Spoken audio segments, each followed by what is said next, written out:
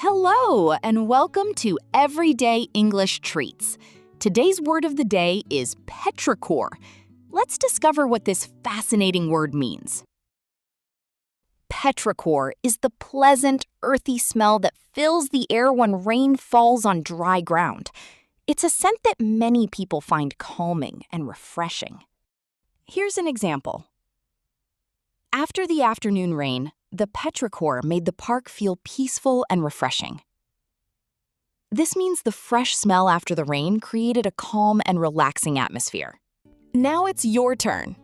Can you create your own sentence using the word petrichor? Comment down below.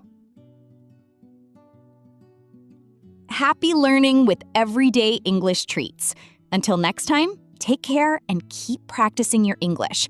Learn a little, speak a little, and grow a little every day. See you soon!